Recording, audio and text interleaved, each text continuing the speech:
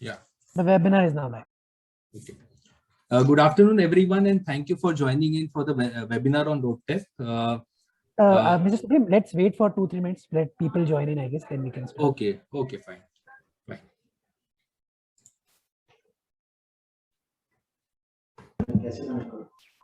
Sorry, link में आपको forward करना वापस.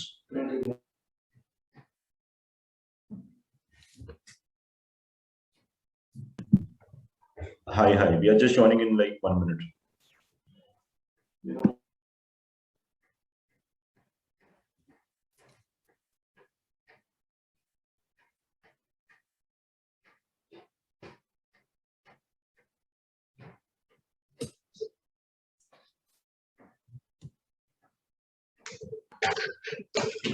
Once Ashish joins in from his system, I might be able to post the presentation. Sure. Okay.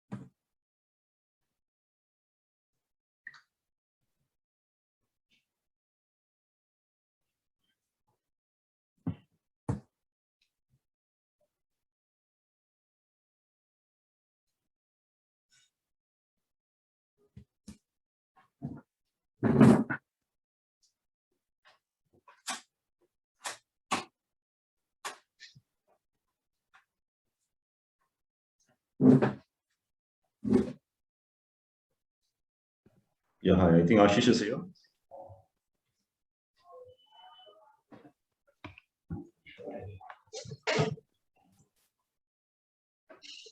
So, shall we begin? Sure, we can begin. Yeah. Good afternoon, everyone, and thank you for joining into the webinar on RoadTech, organized by GJPC.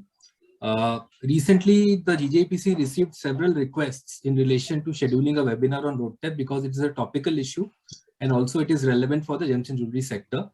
And the request was that a webinar which can specifically focus on the procedure, because we all know that gems and jewelry is covered within the sector, but how to make an application, how to get the benefit, that was the requirement. So here we are, where we will delve into all those issues today.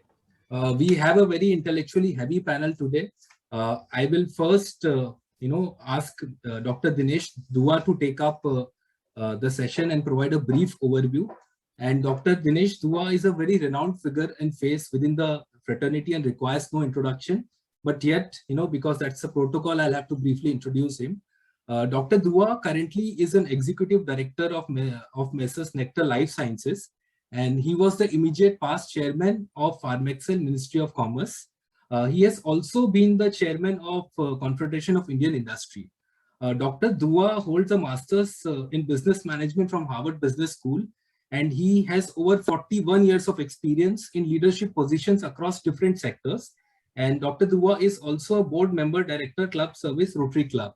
While there's a lot to talk about him, but in interest of time, I'll just hand over to him to provide a brief overview of RoadTech, industry overview, and set the context. Dr. Dua, over to you.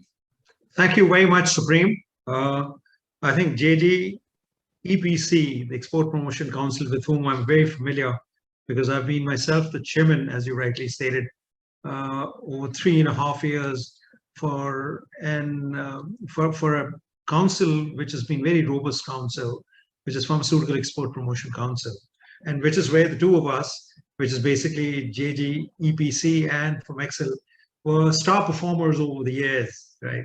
Let me give you a backdrop of my experience with the ministries, with the secretaries, joint secretaries, as well as various parts of the government functionaries who have been involved in creating, sustaining, and maintaining the EPCs as they exist today. As you know, there are close to over about 90 EPCs currently in the country, looking after various sectors of the economy, particularly the export fraternity. And this was created in collaboration with Ministry of Commerce over the years in the 60s itself, late 60s itself, to ensure that adequate amount of focus is given to the exports from the country. And as you're all aware, that we've had absolutely record-breaking exports in spite of the all-enveloping pandemic challenges and issues and complications that we've had. We've had freight rates going up dramatically, anything from 40% to, in certain cases in medical devices, because it's volumetric, to about 500%. I mean, there have been instances of oxygen concentrators where the price of the oxygen OC, as we call it, is lesser than the freight. And then we currently have had the problem of issues pertaining to the power generation in China, which have also affected India as well, because imported coal is not available. Now, beset and faced with all the problems that the exporters face, there was one, light at the end of the tunnel, if you permit me to use the word, which was known as MEIS, right? Now, MEIS scheme was very popular. It was introduced in the last FTP, foreign trade policy, and the rates were ranging from anything between 2 to 5%. And pharmaceuticals in particular were at about 3% weighted average.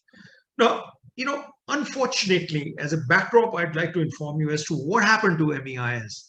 It was going along smoothly until about 2 years ago, when United States challenged India in the WTO, stating that MEIS is an incentive. Unfortunately, when this scheme was created, the intention was exactly the same as RoDTEP, that whatever duties, direct or indirect, you're paying, which are not being refunded on different schemes, would be incorporated in MEIS, and that'll get refunded to you based on the study on various verticals of the industry, ranging from maybe 0.5% to about 5% of thereabouts. Unfortunately, somewhere along the line in the document, a word incentive was used, and US lawyers caught on to it and fought the case with us in WTO. And unfortunately, last year, MEIS was not declared as non-compliant with the WTO. The government of India was shocked and obviously taken aback, but we were prepared because we could get the sound bites of it about 2 years ago. And hats off to my ex-boss, Honorable, Commerce and Industries Minister Shri Piyush Goyal ji. An earnest work was started through the Export Promotion Councils, along with the entire functionaries of the Ministry of Commerce who are associated with MEIS and other related verticals. Now that I've been participating in that scheme of things, line by line, code by code, HS codes, harmonized codes, discussing for God knows how many hours. I think we would have spent nothing less than close to about 1,000 hours in ensuring that we capture the right kind of line and right kind of incentives, which should, if at all, be the same as at the level of MEIS. Unfortunately, that's not true, because as we understand, and as we'll go to the details of this later, the entire scheme is much lower than MEIS on a weighted average basis with whatever little exposure I have. Pharmaceuticals have unfortunately been left out. We're struggling, the whole industry is struggling. We've taken it up with the ministries concerned, with NITI Aayog, PMO. SCS is helping us out significantly in sorting out the issues that we currently have. Steel industry has been left out. Advanced license, imports and exports have been left out, right? And then of course you have EOUs and SCZs, which have also been left out. Now these are gray areas which need to be sorted out with the government.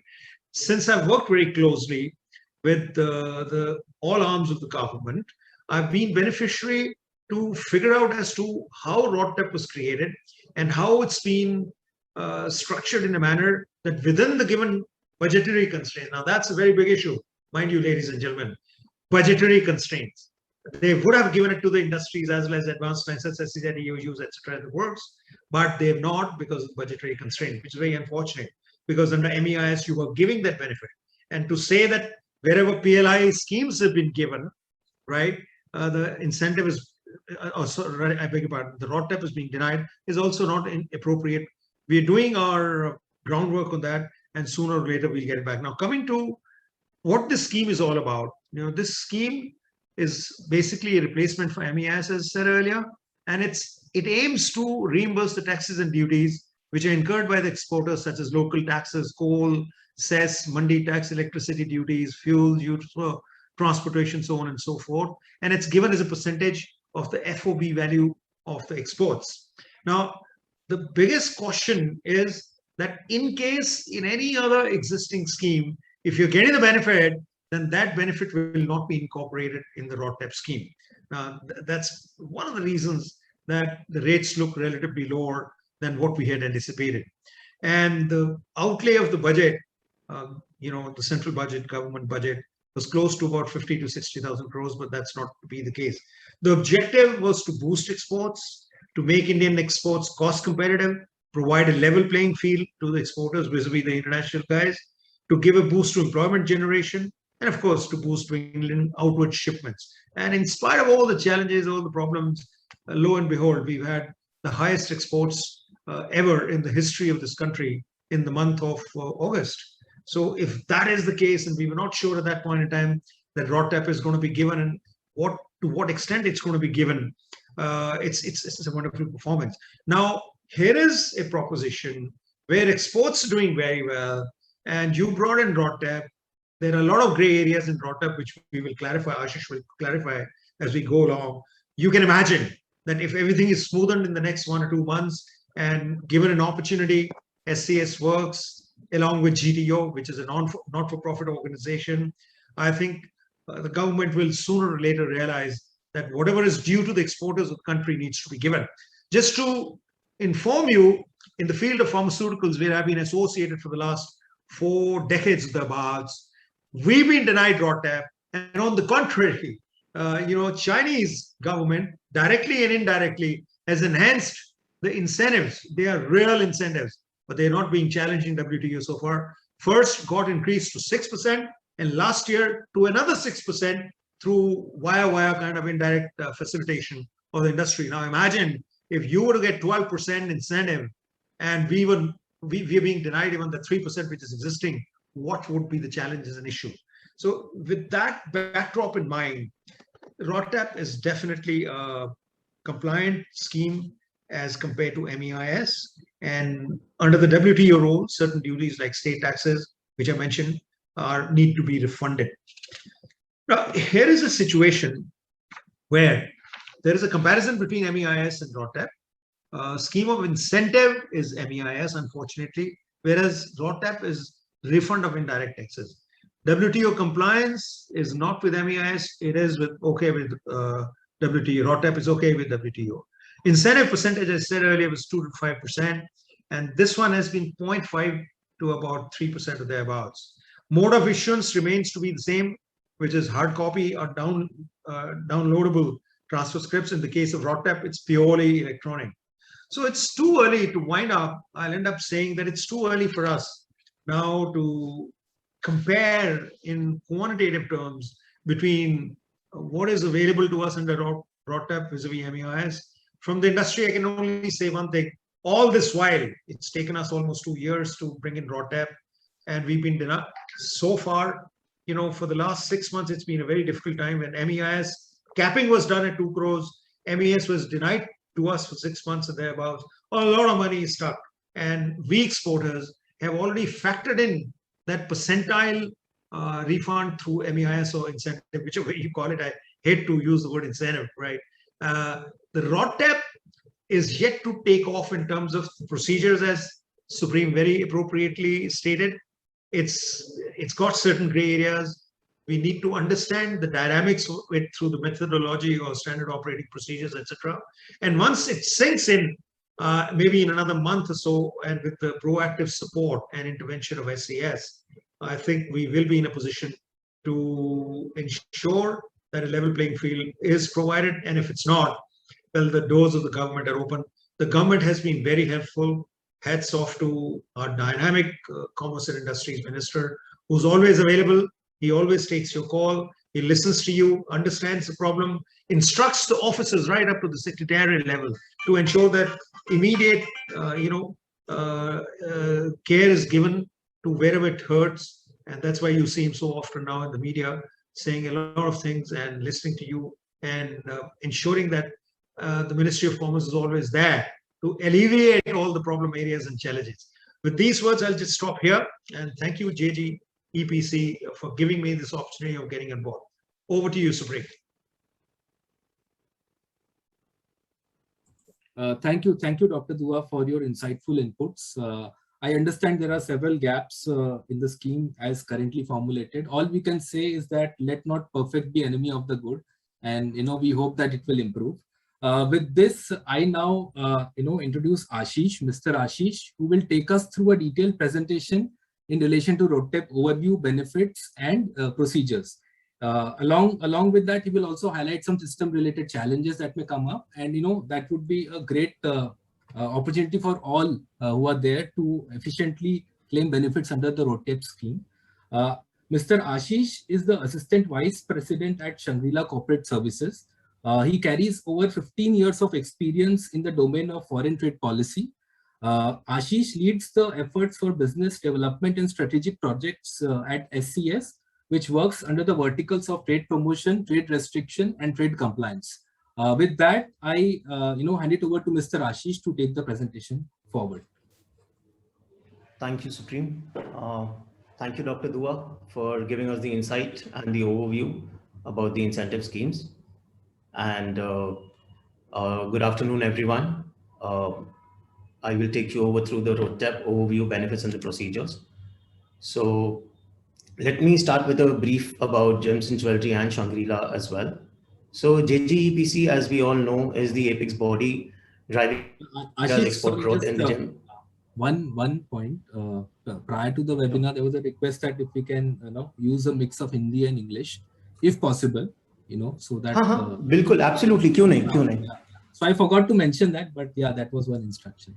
No, absolutely, I will do that. Wherever possible, I'll try and use as much Hindi as possible. Sure.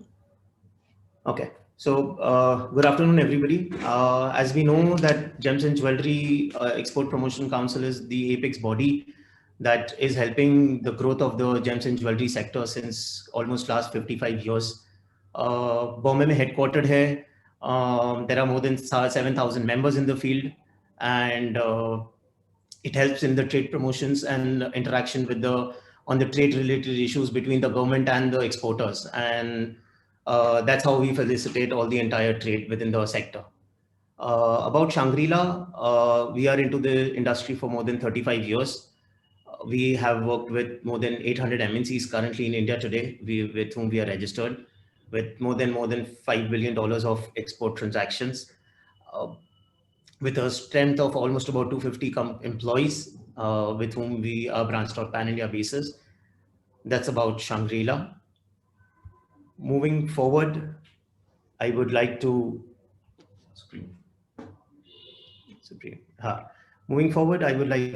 go ahead with the overview of the whole sector of the export performance. So just to give you an understanding, how is the growing demand in India about the gems and jewelry segment? Just give me 1 second. Supreme Ji, can we go to the next slide? हाँ जी, ground growing demand. So basically हम इसमें ये कहना चाह रहे हैं कि India के अंदर जो इंडिया का डिमांड है, specially with the James and jewellery segment, जो एक्सपोर्ट इसका लास्ट ईयर में और इस साल में अगर हम डिफरेंस देखेंगे, so last year India का export only was about $7.5 billion in the current 21-22 policy, in comparison to the last year which was not even $2.2 billion. So हम फर्क समझ सकते हैं कि इंडिया ने 3 गुने का एक्सपोर्ट बढ़ा दिया है अपना, and which is a very good thing for India. Going forward, it has to, we are increasing, especially anticipating more increase in the demand, more increasing investment by the year. पिछले 20 सालों के अंदर India में कम से कम 1000 करोड़ रुपए से ज़्यादा हर साल इन्वेस्टमेंट होता है FDI के अंदर in India. We can see the cumulative investment has been almost about $1,200 million in the last 20 years in India, only in the FDIs for the gems and jewelry segment. Policy support, basically reduction of import duty by the government of India on the gold and jewelry import, on the palladium import, has helped the industry a lot in starting making their more competitiveness in the Indian market, as well as starting on the exports of the same. Growth enhancing initiatives. India had signed an agreement in the last 3 months back to promote gems and gold jewelry in India as well as worldwide, which was signed with the World Gold Council and between the Gems and Jewelry EPC to help the promotion and the exports of the same front. That is how we understand what is the market, and in the coming years, growth in the gems and jewelry segment will be largely contributed by the development of large retailers and brands. Established brands are guiding the organized market and are opening opportunities to grow. Increasing penetration of organized players provides variety in terms of products and designs. Online sales are expected to account for 1 to 2% of the fine jewelry segment by 21-22 as well. So with all of the local players coming into the market, big other teams coming into the market, we understand that the jewelry segment is going to get a lot of boost, and we are expecting the exports to increase over the next coming few years multifoldedly. And with the introduction of the RoDTEP scheme, we understand that this will help the exporters to offset a little bit of the costs that will be involved within the whole. And with this, it should help the sector as an overall whole. Coming to the overall of the RoDTEP policy, what is the policy? क्यों आया, क्या आया? जैसे हमने सुना doctor दुआ जी ने हमें एक बेसिक ब्रीफ दिया कि हम MEIS पे पहले दे रहे थे, इंसेंटिव्स गवर्नमेंट देती थी, और क्योंकि गवर्नमेंट उसे इंसेंटिव बोलती थी, कहीं ना कहीं हमें उसके कारण प्रॉब्लम्स हुए. इसीलिए गवर्नमेंट ने अब जो नई स्कीम इंट्रोड्यूस की है उसे इंसेंटिव की जगह रेमिशन का नाम दिया है. अगर आप रोड स्कीम का नाम पढ़ेंगे तो it says that it is a remission of duties and taxes on the exported products.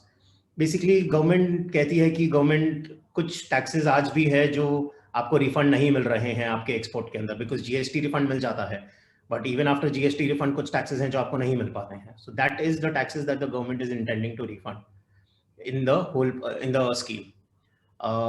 This policy has been devised with intent to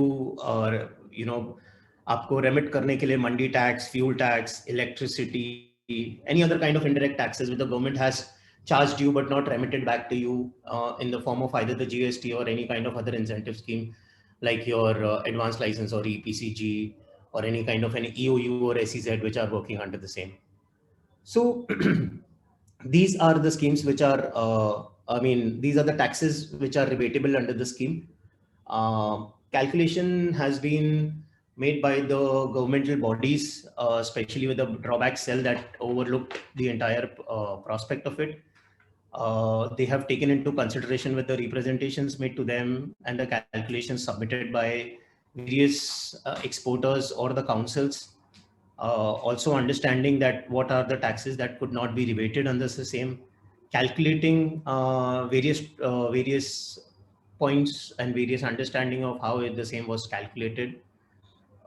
Is how the government came up with a figure. Now we understand that the figure has been, the incentive figure available to the gems and jewelry segment is somewhere between 0.1% to 0.5%, depending upon the different products. Also there are cappings, अलग-अलग product के ऊपर capping भी की है, imitation jewelry पे भी capping है, per kg के हिसाब से and per piece के हिसाब से. So all of this is something that we will cover in the coming slides and we will explain you the same as well. Applicability to gems and jewelry segment. So basically how is this RoDTEP applicable to you, or how is this helping you to any kind of incentive? So basically these, as we discussed, कि basically remission है duties और taxes के जो अभी तक आपको नहीं मिले हैं, बाकी जो आपको गवर्नमेंट दे देती है उसके अलावा. तो ये हम एक FOB वैल्यू पे परसेंटेज के हिसाब से कैलकुलेट करते हैं, जिसमें अगर मैं आपको एग्जांपल दूं तो अगर आप अपनी स्क्रीन पे देख सकते हो, अगर आप 1 करोड़ रुपए का गोल्ड ज्वेलरी कोई एक्सपोर्ट कर रहे हो और उसमें गवर्नमेंट आपको 0.01% देती है, so that means for every 1000 rupees of an FOB value of the article, government आपको 1000 रुपया रिबेट करती है for every 1 crore rupees of incentive being produced. अब आपको जैसे मैंने बताया था कि कैपिंग है इसके अंदर, तो rebate on certain products which are subject to capping on per unit, then उसके अंदर उसकी वैल्यू कितनी भी बढ़ती रहेगी, हम उसके पर केजी के ऊपर वैल्यूएशन चली जाएगी. As I said, for example, imitation jewelry पे जो उसकी capping है, it's just 2 rupees per kg और 0.5%. So they will not give you 0.5%. अगर 1 करोड़ रुपए का है तो आपको 50 लाख रुपए नहीं मिलेगा. I mean 50,000 रुपए नहीं देंगे. वो आपको हर per kg पे 2 रुपए का ही capping मिलेगा. So depending upon the kg that you're exporting, that is how it is. So it is calculated either on the basis of the percentage or on the basis of the capping that the product has on your particular product of export. So whichever is higher or lower, depending upon the capping, that is how they are issuing you the incentives. Now, as you know, at the start of the presentation, Mr. Dua has appraised us that exports from any advanced licenses or EOUs or SEZs or under which non-EDI export ports, all of these are not covered within the RoDTEP policy. As of now, that's what the stance of the government is. However, they are relooking at it and maybe they change their decision also. We never know right now. But as of now, this is where we are standing in both of them.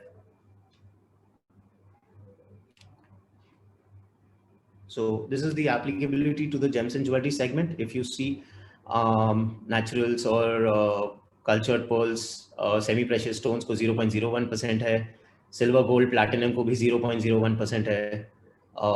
बाकी जितने भी articles है Goldsmith, सिल्वरस्मिथ, wears जो आपके kitchen और इसके जो सामान है सारे बेसिकली उनका भी 0.01% है.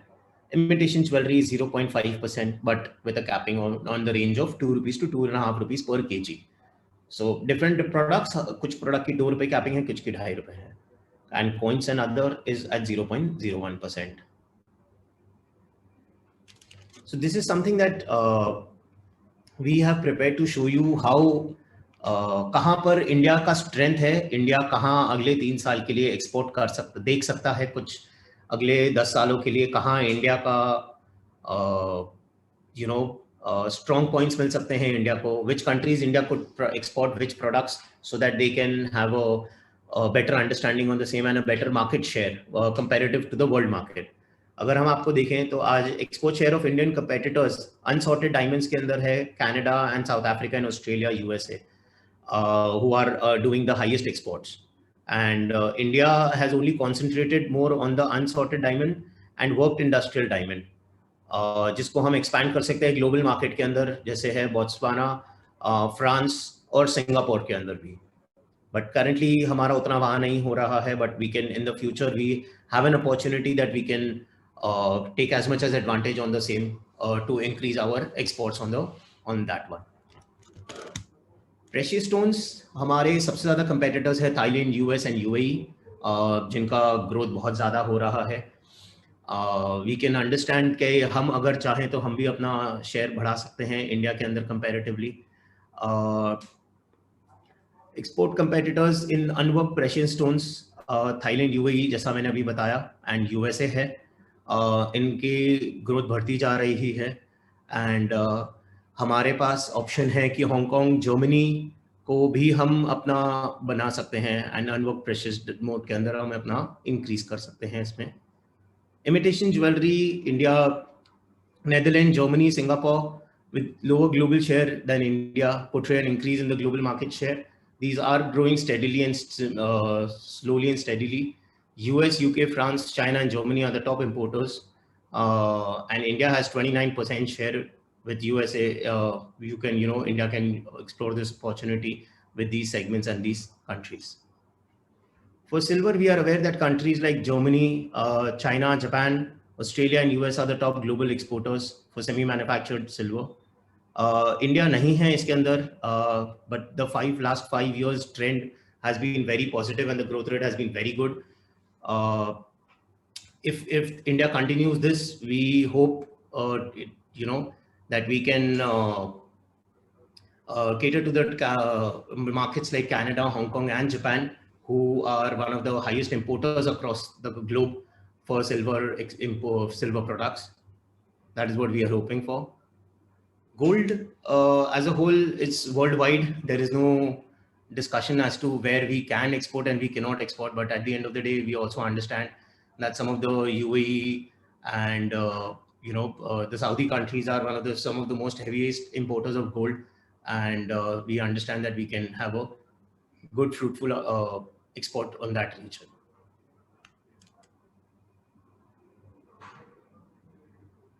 Okay. So let's come to the process and documentation part of the ROTEP incentives, which are currently, which is the main topic of our discussion today, because a lot of जो exporters हमारे साथ आज join हुए हैं, they have been having these problems and troubles, or they would like to understand how the process of the modality is, or how is it that the government is intending to give out these funds. Is the process, how is it that they will be able to these incentives. सबसे पहले जो incentive आपको script, it's an electronically transferable script, something like your shares, which can be sold, which can be traded and transferred. This is the whole system of maintaining the duty credit scripts is being done by the Central Board of Indirect Taxes and Customs. Now the process of application, issuance, approvals, registrations, verification, everything will lie with the customs, and the main handling of the whole process will be done by them, along with maintaining the validity and the legality of these licenses, and making sure that they are utilizable by the importers, because the only use of these licenses is in the basic custom duty. So again, that will have to come back to the customs itself for them to handle and approve the same. So this entire the whole process of from issuing of the scripts to the sale of the scripts and to the utilization has to be done at the customs level itself. So let's go to the next part, which includes the requisites for application. So basically, what are the documentation required? How do we apply? And what are the modalities for approval? So the first thing that we require is हमें एक IceGate का login चाहिएगा. IceGate is a website which is maintained by the CBIC, the customs. Her exporter को IceGate पे अपना एक login बनाना होगा, जिसके through अपने IEC कोड को login करते हुए वो अपना सारा process उसमें देख सकते हैं. वहीं पे उन्हें अपना डिटेल्स दिखाया जाएगा या वो अपने डिटेल्स को व्यू कर पाएंगे, जिसके कारण अपना सारा प्रोसेस अपने एप्लीकेशन का, अपने लाइसेंस का, रजिस्ट्रेशन का जो भी होगा वो पूरा उनको उसी पे करना होगा. So this is the first step that कि उनका आइसगेट लॉगिन होना चाहिए उनके पास. अगर नहीं है तो they have to create one. If it's already created और उनको नहीं मालूम है या उनके पास नहीं है या किसी और के पास है, तो get the password reset and everything and then get ahead on it. The most important second document that we will require is your export manifest. When I say that is simple language में shipping bill. Basically, जब आप export करोगे तो आपको customs एक shipping bill देगा, जिसके अंदर आपको उसका details, आपका product, आपका value, कितने का quantum था, कितने kgs थे, या what was the details of the same. Everything will be written on the same. That export manifest is the most important document. Without that, we will not be able to claim any incentive, because उसके बिना ना हमारा scroll generate होगा, ना हमारा कोई process काम हो पाएगा. So without that, we will be stuck. The third very important thing is when you're filing a shipping bill in export, you have to make sure that the intent, जो वहाँ पर एक कॉलम होता है वहाँ पे बहुत क्लियरली बोल्डेड के अंदर, कि आप RoadTap incentives क्लेम करना चाहते हैं या नहीं है. Like, do you intend to do that? अगर आपका इंटेंट नो होगा, so you will not be able to claim any incentives. The scroll in the incentive will not be generated, for the incentive will not be generated at the customs, and you will not be able to claim any incentives. So we have to make sure that the intent of RoadTap incentives claiming has to be yes, very clearly mentioned. Otherwise, we will lose out on these incentives. Next important thing is scroll generation. So this is very different from the duty drawback, because every individual scheme will have a different scroll. So please don't get confused कि अगर हमारा duty drawback आ गया है तो incentive RoadTap भी आ जाना चाहिए, because that's not how it works. दोनों अलग अलग है. So for every scheme you have to generate a different scroll, and the scroll will be generated and maintained by the customs itself. But we need to make sure कि the entire scroll generated as the data being captured correctly or not, because even if थोड़ा सा भी उसमें data अगर गलत आ गया, अगर KGs में डिफरेंस आ गए या वैल्यू में डिफरेंस आ गया या कुछ भी अगर अलग आ गया, तो आपका जो इंसेंटिव जनरेट होगा वो बहुत अलग होगा. Could be less, could be more, anything. So we have to be very careful on that part, that the scroll generation work is done at the correct level. let's look at the process for application of these incentives. As I said, कि scroll generation is a very important Ashish, part just of it. एक doubt था यहाँ पे, हाँ जी, please. and on behalf of members, let me just ask that. कि आप Sure, जो बोल रहे हो please. scroll generation, तो उसमें एक्सपोर्टर का क्या रोल रहेगा? इन सब चीजों में कुछ चीजें शायद ऐसी होगी जहाँ पे जो एक्सपोर्टर को करनी पड़ेगी और कुछ चीजें शायद सिस्टम अपने आप करेगा.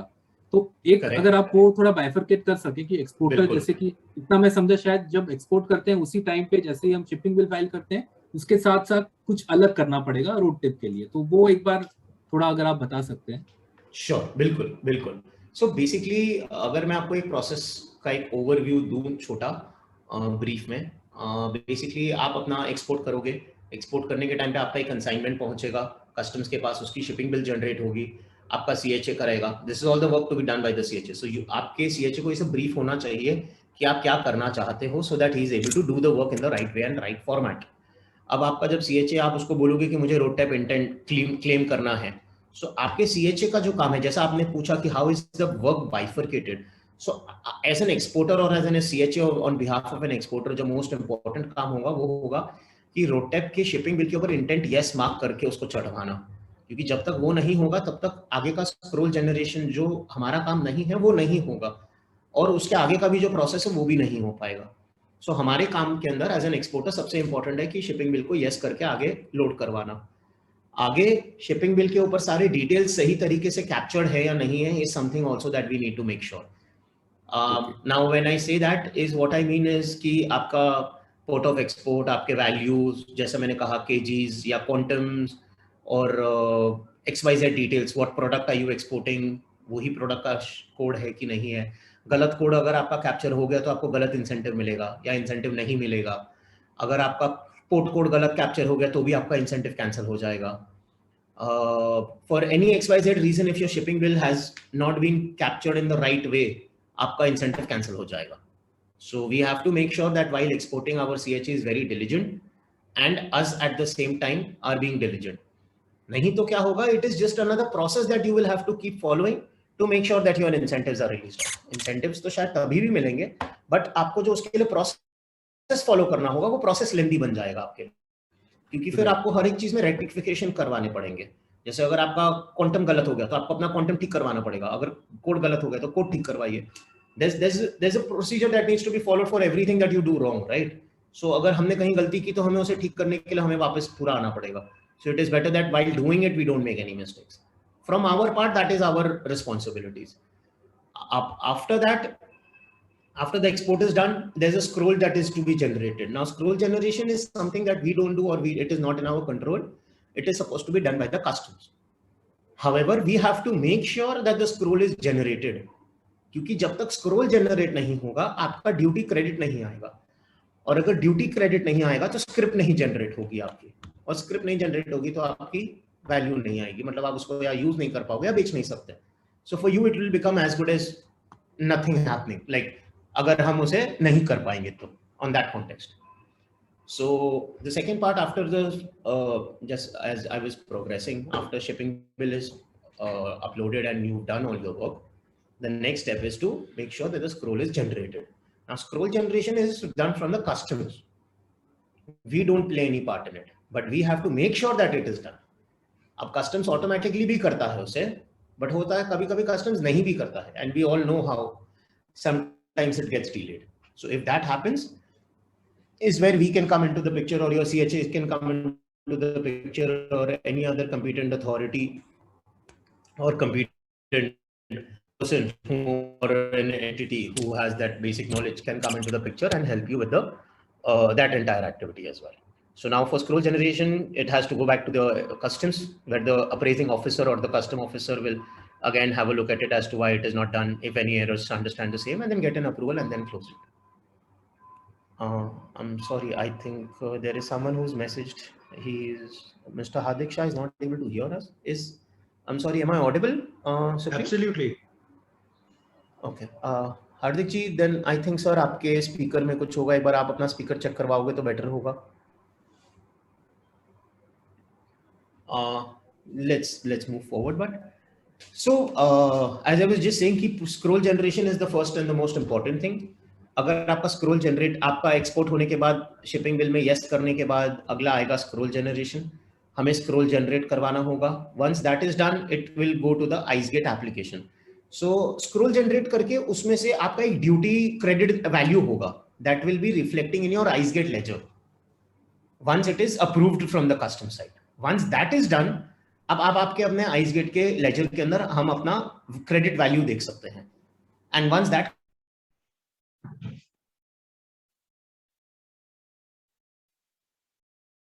Ashish, now your voice is gone. Ashish.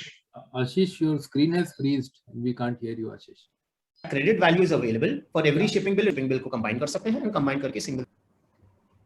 Ashish, can you repeat Hello? your last two sentences because we lost you?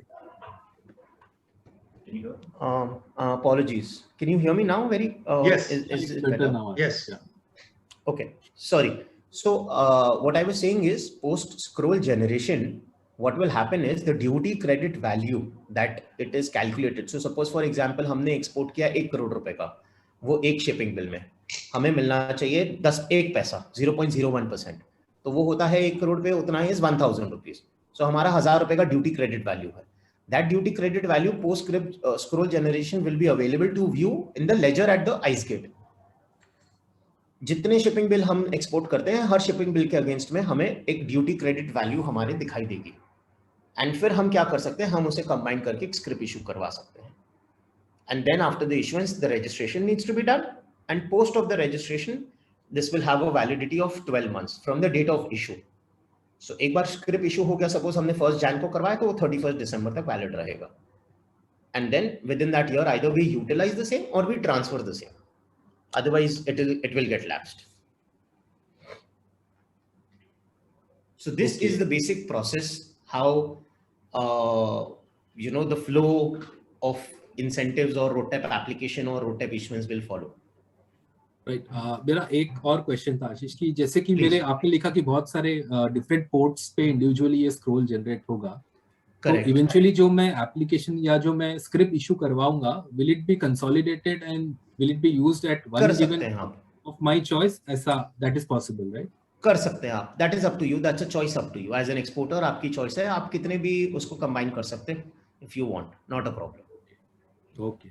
But we will have to ensure that once we do it, it has to be utilized within 1 year. Otherwise, Right. this gets lapsed. Right. The validity is 1 year. I think we have a question. Okay, so Dr. Dua sir has answered that question. Great. So just one more thing that I want to highlight. Proof of remittance is something that is required. Basically, आपने export किया है, उसका जो BRC, हम जिसे BRC बोलते हैं, so BRC हमारे पास आ जाए. This is something that we need to be careful. Within the time frame specified by the RBI as well as within the FEMA guidelines of the 1999 Act.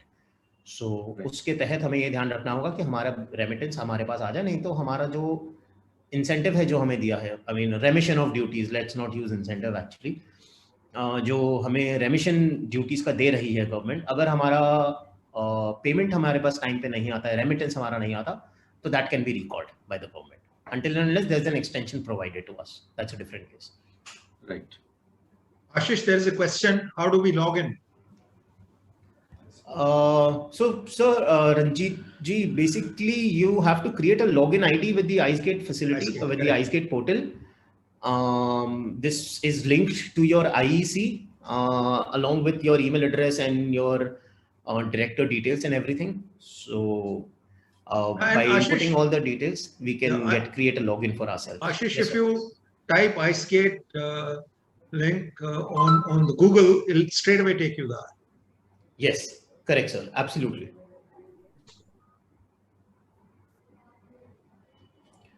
So moving forward, sorry. There's a Can we question. get benefit of RoadTap even we are claiming refund from GST under export without payment of duty? Yes. Basically, RoadTap is something that is exclusive of GST. So government understands that while exporting, आपका GST refund आप claim कर रहे हैं already, and there is an X value of refund that is available to you as an exporter on the GST value, because government does not, no country in the world allows exports of duties. So it is only the cost of the product that should be calculated, and none of the duty should be calculated and inculcated. Hence, every time we export, we get the refund of all the values of the duties. So since most of India's duties covered under GST, we do get that. But however, as you know, in the start, we were discussing that still there is a fuel tax, power tax, mandi tax, a few of these taxes, which we could feel that they are small, but in totality, they could come up to a decent kind of a number, which even if refunded, we could help us, So that is what they refund to us. And yes, we are able to claim it if your product is eligible into the same. Yes, you can offset, Ms. Miksha Sheth. Yes, you can.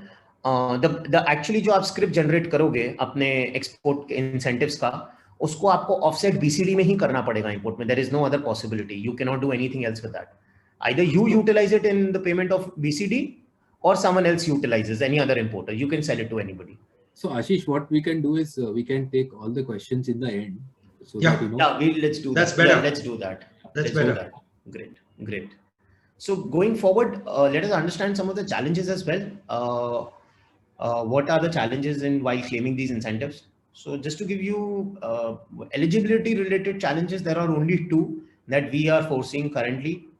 The first is the intent that I mentioned very, at the start of it, that has to be maintained and mentioned, yes. In case we do not mention it, yes, this is going to be the most important challenge, because we will not be able to claim any incentive.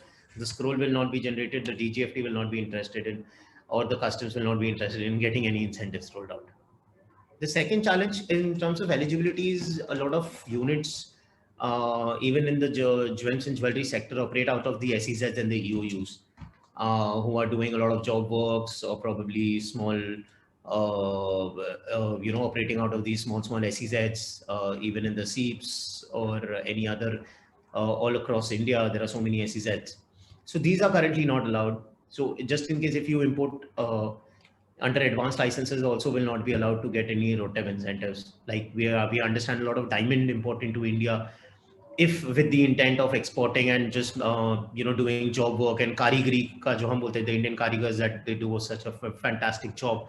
A lot of people want to get it from India, so they do import diamonds roughed or cut and in the advanced license policy, and then do the work and send it out. So unfortunately, currently they are also not eligible for any kind of incentives under RoDTEP. Process specific challenges. The other kind of challenges that we foresee for any kind of RoDTEP incentives is server inaccessibility.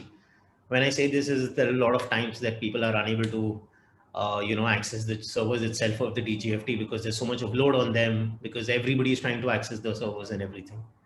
Scroll generation, as we discussed, the most important part. Until that is generated, nothing can happen. And most of the time it does go through automatic. But if it is not going through, we need someone at the port and at the specific port from where the export has happened, because these scrolls are generated post specifically from the customs and not centrally. कि आपने export पे किया है तो आप दूसरे port पे भी generate करवा सकते हो. This is not that way. So it has to be generated from the port of export. Transmission errors, as I was saying, if there is any kind of an error within the shipping bill or by transmitting the scroll, or even while the scroll is generated, maybe your shipping bill caught everything perfectly. लेकिन जब तक आपका scroll generate हुआ 100 kilo की जगह 10 kilo आया, या 100 की जगह 1000 हो गया. Just random hypothetical examples I'm giving you. But अगर any kind of transmission error within scroll generation, तो आपका काम अटक जाएगा, आपके incentives अटक जाएंगे. The next also is the same, reflection of actual export values in systems. अगर आपके export values के अंदर कहीं एक zero ऊपर नीचे, point इधर उधर, anything, this what makes the incentives difficult. Non-approval of duty credit in shipping bills by customs. So even as I said, later at the end of the day, the duty credit has to be approved by the customs authority and registered by them. So if either of that is not approved, there are multiple reasons. There is no one reason for the same. It could be in the RMS that is stuck. It could be because of some values that were wrong input, or because of the wrong scroll generation, or any kind of document which is pending. Anything. It could be any reason why it could be, rejected from the customs, or not approved by them, or put on hold, or why, because of which they will call you for a physical verification of your documents. So if that happens, then we will have to do that as well. So these are the process specific challenges that we foresee. that could be faced by the exporters like yourself. Let's go ahead, screen. So mitigation of errors. How can we mitigate our errors, and how can we make sure that these incentives are released out to us in the timely basis? Make sure that आप export कर रहे हैं तो mark intent yes हमेशा करें, irrespective आप claim नहीं भी करना चाहते तो आप mark करके छोड़ दें. It's not going to harm you. Even if the incentives do not come to you, it will not harm you, because there is no, I mean, until unless you are actually claiming, nothing is going to get out of you. It is just that the intent is being marked. So why not mark the intent yes? If you don't want to claim it, don't claim it. If you want to claim it, at least आप claim तो कर पाओगे. अगर आप no करोगे तो कभी claim नहीं कर पाओगे. Coordinating with the customs authority. In case your scroll is not generated or your data captured is not the right data as per the shipping bill, you'll have to coordinate with the custom authorities, make sure that your transmission is done the right way and all the data is being correct, that is being inputted. Ensuring the scroll generation is done for each scheme is being done. So basically customs क्या duty drawback तो automatically generate कर देता है, because they've been into the habit of doing it over the years.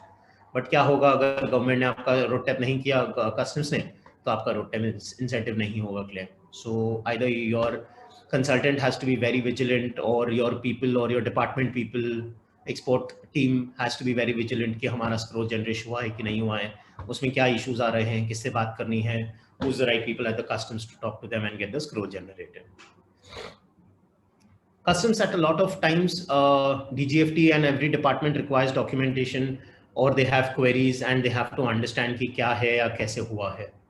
We need to make sure as exporters that every query or every documentation as required by the department should be submitted in the timely manner, so that if we have any claim pending, it is approved at the right time, rather than keeping it on hold. Because customs, it is a rule before issuing any incentives, at least 10 to 15% of the incentives will be called as a physical check of the same, because of the RMS system that is being put by them.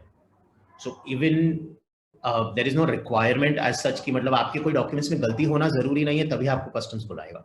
Customs आपको generally भी अपने RMS system को, उनका जो RMS system capture करता है, which is the risk management system, वो भी आपके उनको requirement और mandate है कि कम से कम 10 से 15% applications को overall के अंदर physical बुलाने ही हैं उन्हें, papers check करने के लिए और समझने के लिए कि कहीं वो तो गलती नहीं कर रहे हैं.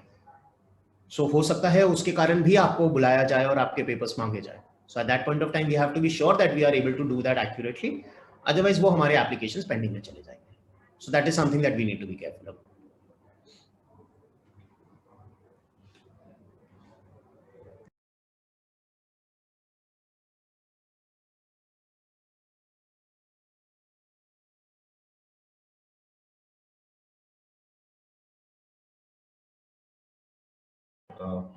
So just to move on, which could be the areas of assistance that could be required by an exporter.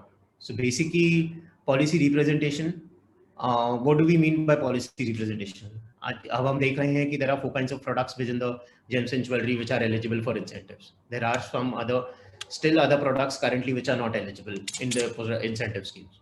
So you might need assistance for representation on those products to be included within the road tax scheme, so that they can also get road tax incentives. Understanding whether all the incentives that have been availed, that have been currently rolled out by the government in the road tax, is it the right allocation? Is it the right incentive? Should it be capped? We saw the imitation jewelry being capped at 2 to 2.5 rupees a kg. The numbers of the road tax incentives being very small, 0.01%. So understanding how, evaluating if those numbers are right, based on the calculations provided by the exporters and the council, what should the numbers be, if there can be any possibility or on increasing the same. Instrument incentive management, when I say this, is exactly what we were just talking about, from your exports to the entire, the whole life cycle process from the exports to the realization of the money is where we could, where one could be requiring assistance. So just like, as I said, application, follow for faster realization, monetization, all of the 3 activities. अगर आपकी application सही तरीके से हो गई है, आपका process सही तरीके से फटाफट हो रहा है, is there someone to understand on a daily basis कि आपने आज shipment किया है तो आपका कल 2 दिन 4 दिन 8 दिन 10 दिन में स्क्रॉल जनरेट हुआ कि नहीं, आफ्टर दैट आपका क्रेडिट ड्यूटी क्रेडिट आपके अकाउंट में रिफ्लेक्ट हो रहा है कि नहीं, कोई प्रॉब्लम तो नहीं है, कोई एरर तो नहीं है, making sure that the entire process is done seamlessly. That is what we intend to tell you that where could you need an assistance over here. Ensuring mitigating of any technical challenges and errors. Again, one of them, the most important, is your scroll generation, your data input, back-end customs work, all of that activity that needs to be done. Digital portal and real-time update is something that Shangri-La is providing to its clients. So just to give you a very small snapshot about it, what we are doing is, since the world is going digital and everything is moving online, we've developed a small portal where we help all the clients to do all the applications, all the assistance, all the paperwork, documentation, uploading, communication on an online tool. So they don't have to interact with anyone. All their paperwork can be submitted. Any kind of challenges on the same, any kind of rebuttals, any उसके अंदर कोई shortcomings है, उसमें कोई paper की और requirement है, कहीं आपका, जैसा मैंने कहा कि आपके कौन से पार्ट में कहाँ अटक रहे हैं या क्या गलती है, या अगर कोई गलती नहीं है और सब कुछ ओके है. So everything is viewable there. उससे आपको पता चलेगा कि आपका इंसेंटिव का क्या स्टेटस है 1 मिनट के अंदर. You don't have to go anywhere and you don't have to talk to 10 people. You upload the document. After verifying, the team itself tells you all the data status of the same over there itself. So this is what we think, according to us, could be the areas of assistance that could be required by these exporters. This is contact details within the Gems and Jewelry Council, as well as mine within Shangri-La. If any questions, any queries, anybody would like to understand something further that we have not covered within the seminar, I would love to help them out. Ms. Rashmi Arora is there. She could help you guys out with anything relations to the council or anything relations to the sector specifically. And then we could assist you with any kind of an FTP assistance that is required, or any kind of other activity that needs to be done. Thank you, Ashish, for making a comprehensive presentation. I would come back to Dr. Dua and Ashish, but in the meantime, I'll just touch upon certain interpretational issues that may arise. It is often said that controversy is a necessary concomitant of any tax benefit. So considering that, I have just prepared 3 slides where I would touch upon certain issues that may arise in terms of ambiguity. Okay, that will be great for us.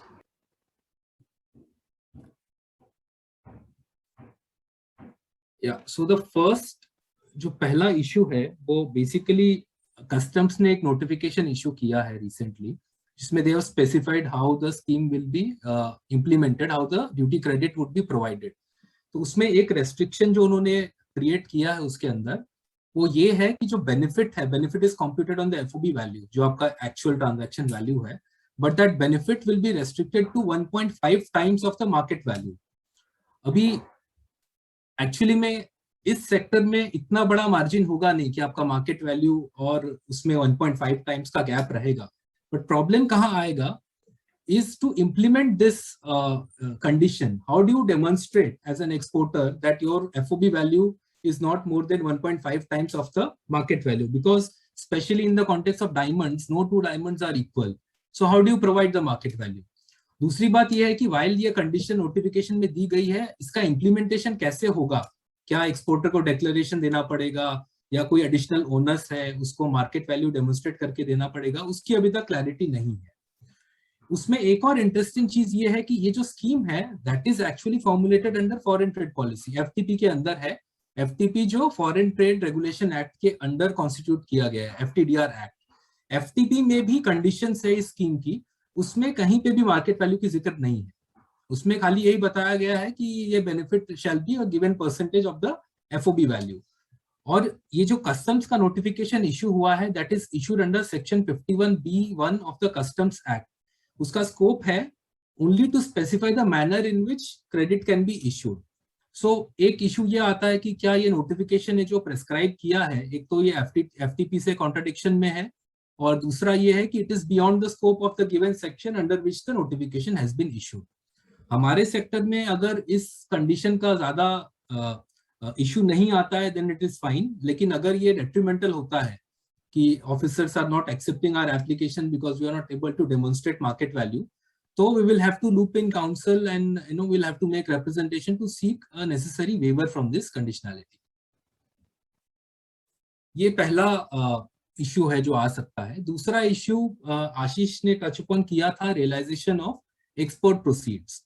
तो जो FTP की scheme है उसमें बताया हुआ है कि आपकी जो बेनिफिट है एक्सपोर्ट्स की, वो एक्सपोर्ट प्रोसीड्स आपको रियलाइज करनी पड़ेगी within the FEMA prescribed period और FEMA extended period. That is clear. लेकिन अभी फिर ये जो कस्टम्स नोटिफिकेशन है उसमें उन्होंने एक और कंडीशन ऐड कर दिया है. वो क्या है?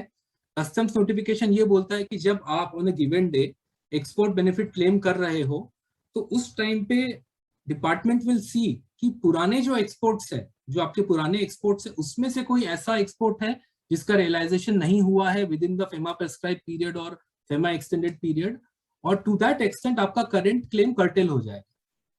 This again is a requirement which is beyond the FTP.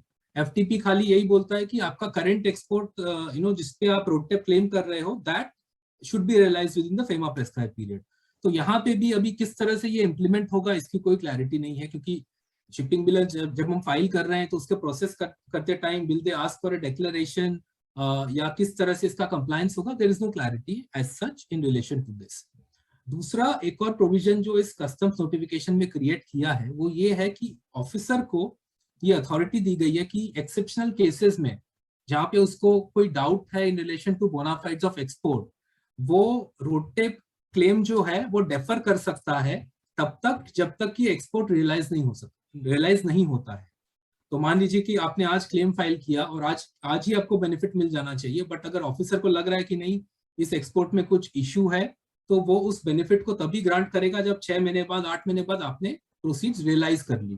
तो ये भी आई थिंक एक डेट्रीमेंटल कंडीशन है. ऐसा अगर कोई सिचुएशन आता है तो we should approach the authorities, we should understand कि ऐसा क्यों हुआ है. एक अच्छी बात है कि जब भी वो ऑफिसर ऐसा करेगा उसको स्पीकिंग ऑर्डर पास करना पड़ेगा और उस स्पीकिंग ऑर्डर से हम अपील्स फाइल कर सकते हैं. तो द सेकेंड इश्यू जो थोड़ा कंट्रोवर्शियल है.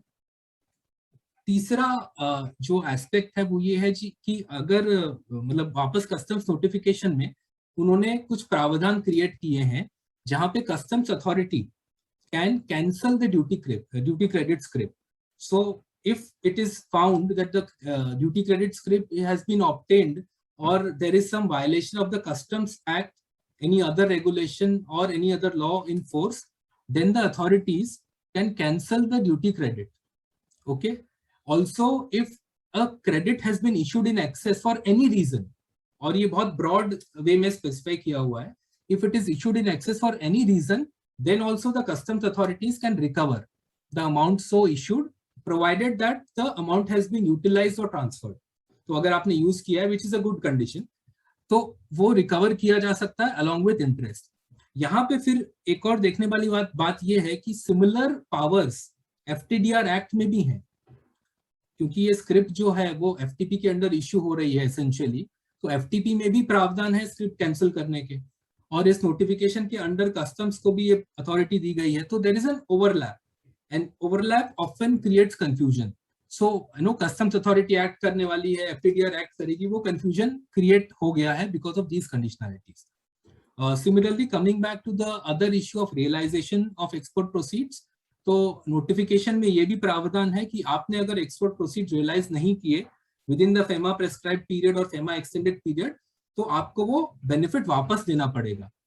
और अगर आपने वो वापस नहीं दिया तो Customs Act के अंदर authorities can recover that.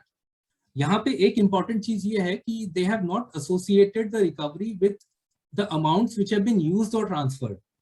मान लीजिए मुझे क्रेडिट मिला बट मैंने उसका यूज ही नहीं किया, वो पड़ा है, फिर भी this provision enables them to recover that amount, which is not correct, because only if I utilize then there should be a realization.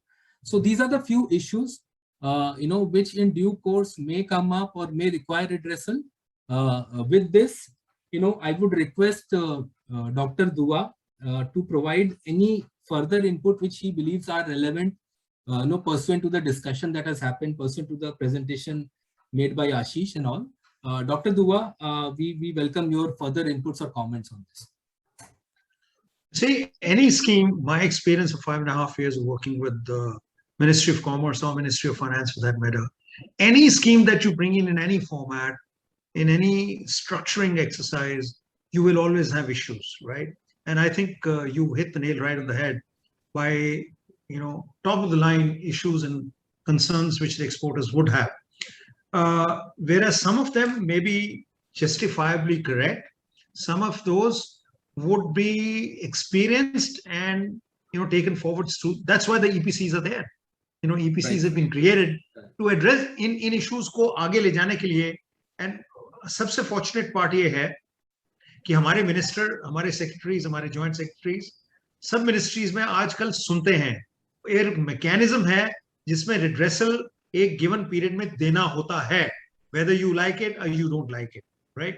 Therefore, मेरा ओपिनियन और एडवाइस मेरे एक्सपोर्टर्स ब्रदर्स सिस्टर्स को ये है कि कोई भी इशू आए उसको इमीडिएटली फ्लैग करें सुप्रीम जी को, ईपीसी को, कॉन्टैक्ट पॉइंट्स को, right? Who in turn can discuss it with SCS experts, subject matter experts, and then a representation can be made to the government in a very effective manner. मान लीजिए अगर representation पे भी कोई action नहीं होता है तो अपॉइंटमेंट लेके चेयरमैन साहब या वाइस चेयरमैन साहब सब्जेक्ट मैटर एक्सपर्ट के साथ जाके उसको एक्सप्लेन कर सकते हैं. मुझे याद है कि फॉर्मेक्सल में कितनी बार हमने अपने जॉइंट सेक्रेटरी, हर ईपीसी एक जॉइंट सेक्रेटरी के साथ रिलेटेड है, तो आप फोन उठा के भी बात कर सकते हैं आपके chairman, vice chairman, secretary, DG जो भी हैं, और उसका एक क्लैरिफिकेशन ले सकते हैं. ये एक मैक्रो लेवल पे रिड्रेसल मैकेनिज्म है. और क्योंकि रॉडटेप अभी बिल्कुल इमर्ज हुआ है, नए नए इश्यूज हैं, ये तो बहुत कम इश्यूज सुप्रीम जी ने बताया, ये top of the line, top of the mind issues हैं. अभी तो बहुत कुछ और निकल के आएगा. हिंदी में कहते हैं पिक्चर तो अभी बाकी है, तो अभी तो पता लगेगा कि क्या होने वाला है, क्या नहीं होने वाला.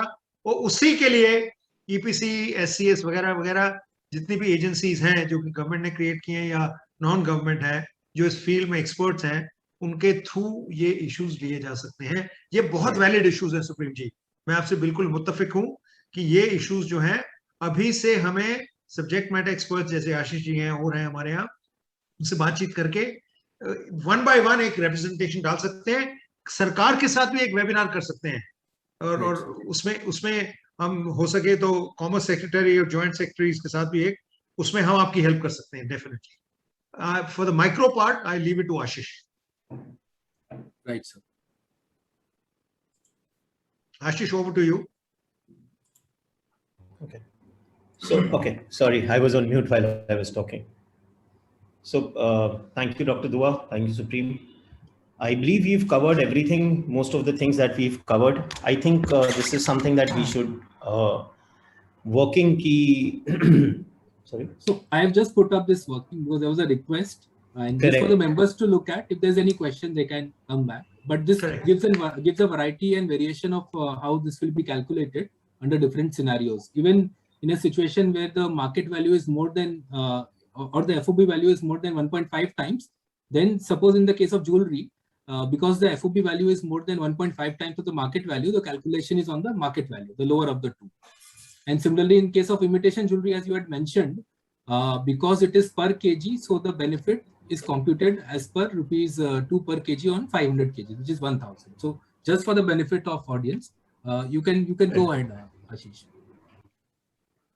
So anybody from the audience has any questions on this working or the basic slide that we've created? First we could address that. Go to the Q&A. Yeah. Okay. So I think time limit you have already addressed. Dr. Dua Okay. has addressed. How can we log in? Supreme issue ये है कि जब आप market value लेंगे तो कहाँ की market value लेंगे. एक तो ये है कि two diamonds can never be alike, और किस मार्केट की मार्केट वैल्यू लेंगे आप. मेरा प्राइस यूएस में अलग है, यूरोप में अलग है, जापान में अलग है, साउथ कोरिया में अलग है, तो कहाँ की मार्केट वैल्यू लेंगे आप. तो इसमें तो रिप्रेजेंटेशन बनती है definitely. Right sir. So I one think question is, can we claim the benefit of scrip against BCD on imports? I think that is pretty clear. That is only that is already cleared. Yes. Can we take roadtap scheme benefit if we take duty drawback? Yes, duty drawback is very different, Kishan Lal ji, and roadtap is very different. दोनों scheme साथ में लिए जा सकती है. Duty drawback आपको automatically as a cash आपके account में हिट होता है once scroll is generated. And RoDTEP scheme के अंदर आपको एक गवर्नमेंट ड्यूटी क्रेडिट स्क्रिप्ट देगा जिसे आप चाहे तो खुद भी यूज कर सकते हैं BCD में। अगर आपका कोई इंपोर्ट नहीं है तो आप किसी और को बेच भी सकते हैं। Right. I think that you have देखा, addressed how to apply and and whom whom to to apply. I apply think for that is clear. RoadTap. To from which date can we apply, get benefits of RoadTap?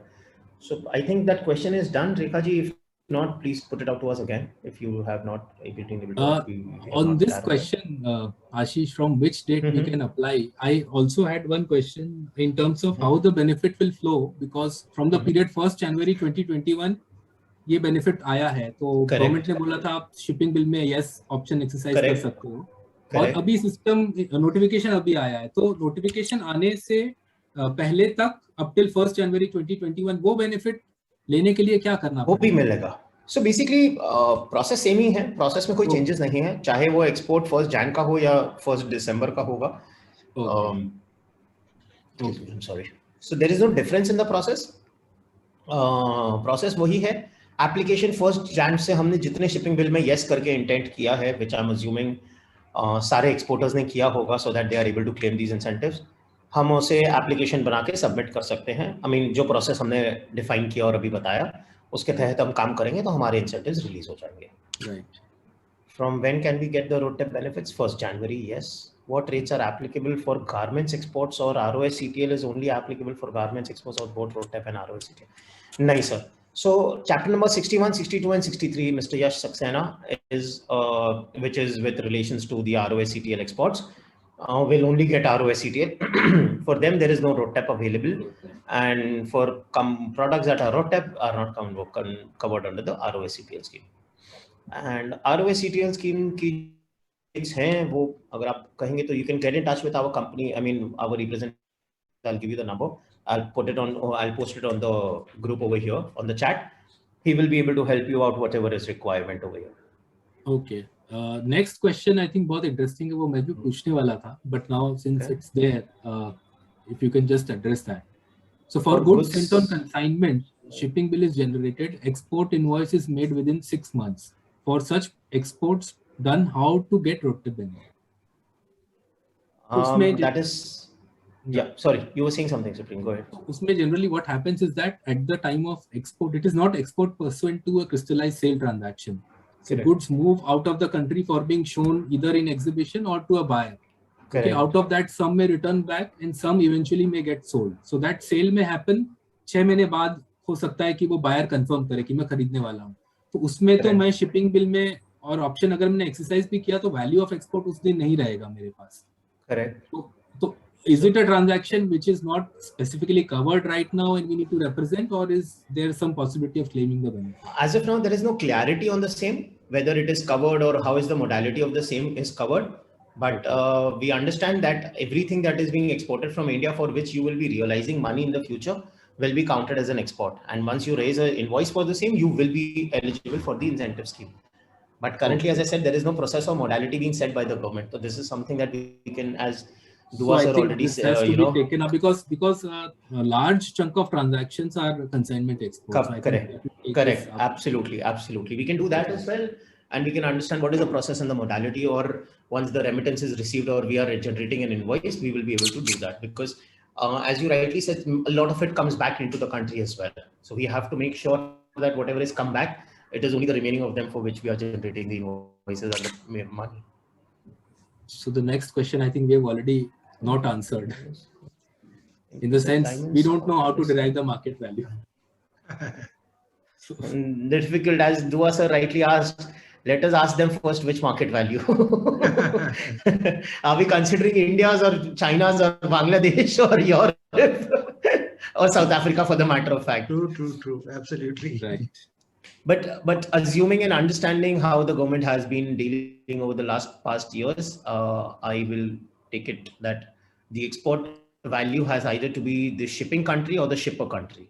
Correct. So in the cases, if we are exporting from India, it has to be calculated on the Indian market value, or if we are shipping to US or Japan or any other country, it has to be that market value.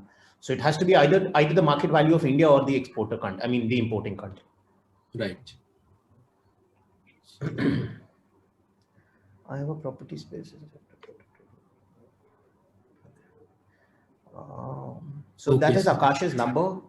He works with us in Shangri-La. If any product specific or any query with anything, you could give him a call, or you can have an understanding with him as well. Right. Ramesh, we are exporting jewelry taking benefit gold scheme. Can we take RoTep? Yes, RoTep is available to every scheme. Preeta, Shaluji, RoTep is available to every exporter. If you're exporting a product from India, you are eligible for a RoTep scheme. Depending upon the code that you are exporting and the product that you're exporting. So you're exporting diamonds, you're exporting imitation jewelry, gold, silver, you're eligible. Depending upon what you're exporting in the current situation. अगर आपका product आता है तो आप कर सकते हैं. So the first one we have already answered. Scrip can be utilized against basic customs duty. Yes. SEEP's turnover, I think that is currently excluded because it is an SEZ, right? So, yes. Where is it? So there's a question from Yash asking for Yes. RoTep rate for garments. It's not there, right? RoTep or ROS-CTL rates. So ROS-CTL, garments is ROS-CTL. अगर आप chapter 61, 62 या 63 में है Yash ji, so it will be ROS-CTL, and apart from that, everything will be in the RoTep scheme. As I've given you Akash's number, you can get in touch with him. He would be the right person who could answer your questions in detail for any ROS-CTL. No, Rajnath ji, you asked if there is any GST applicability. No, currently there are no GST. The GST applicable is 0%. So currently there is no GST. Right. So there is an exemption even for MEIS script. So I think that exemption would equally apply for RoTep script. Yes, the only absolutely. point is right. So the only point is that if there is any correlated inward procurement or common input services, to that extent you will have to reverse input tax credit. To the extent it is pertaining to the RoTep script sale transaction. Yes, because there is none. In case of consignment export, whether RoTep benefits are available, should be available, as we just discussed. That is something not clarified under the policy, is something that we can look into for a representation. Or modalities have to be, I think, thrashed out in the later. Yes. Preeta, Shaluji, we've already answered this question. Right. So I think we have answered most of the questions. Can traders also take this benefit instead of manufacturer? Yes, absolutely. It doesn't make a difference. Merchant exports, yeah, of course. Merchant exporters are equally eligible to claim these incentives within the policy, 100%. No doubt about that.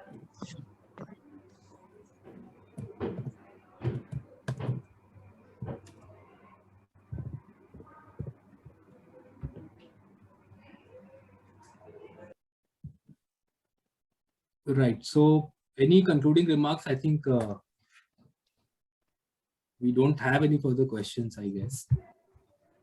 Okay.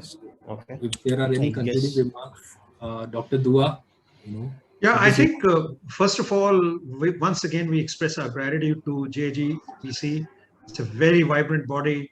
I've been interacting with both the chairman, vice chairman, DG, and that's evident from the way Supreme has conducted this webinar. Excellent, Supreme. Great job. Thank you, sir. And it'll be our endeavor on behalf of SCS to make sure that you can always reach out to us through the EPC to ensure that requisite help will be provided.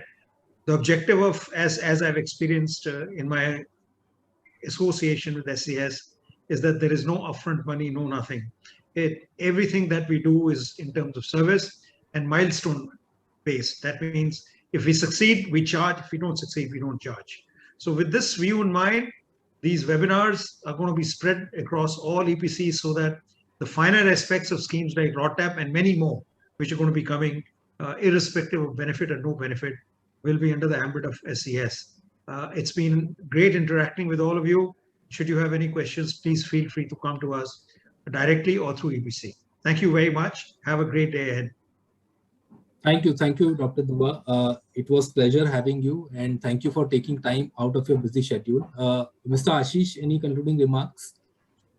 Thank you, Supreme. I would like to thank Gems and Jewelry Association and the Council for giving us this opportunity for doing this webinar and creating this awareness with the exporters.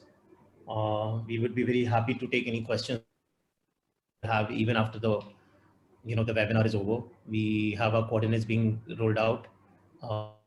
We can, as Dr. Dua said, that you could directly reach us up through the EPCs. It's okay, not a problem. However, it is comfortable.